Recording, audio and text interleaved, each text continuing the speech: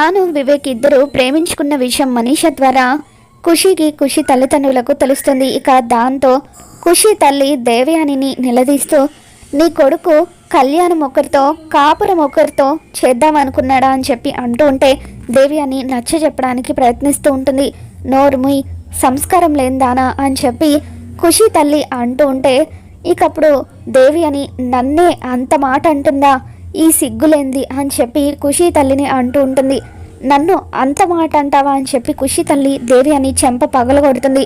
నన్ను కొడతావా, నేనేం చేస్తానో చూడు అంటూ దేవయాని ఖుషి తల్లి జుట్టు పట్టుకొని కొడుతూ ఉంటే, అప్పుడు ఖుషి తల్లి కూడా దేవయాని జుట్టు పట్టుకొని అలా వీపు మీద కొడుతూ ఉంటుంది. ఇక అలా వాళ్ళిద్దరూ కూడా చుట్టూ పట్టుకొని గుడిలో కొట్టుకుంటూ ఉంటారు. ఇక దాంతో లక్ష్మి తనలో తాను నవ్వుకుంటూ ఉంటుంది. వివేక్, మిత్ర వీళ్ళిద్దరూ కూడా దేవయానిని ఖుషి తల్లిని ఆపుతూ ఉంటారు. ఇక అలా వాళ్ళ మధ్య పెద్ద యుద్ధమే జరుగుతుంది. మరి మొత్తానికి లక్ష్మి అనుకున్నట్టుగా వివేక్ పెళ్ళి అయితే చెడిపోతుంది. మరి రాబోతున్న ఎపిసోడ్లో ఏం జరగబోతుందో మళ్ళీ మన ఛానల్లో తెలుసుకుందాం. మీకు కనుక ఈ వీడియో నచ్చినట్లయితే తప్పకుండా లైక్ చేయండి.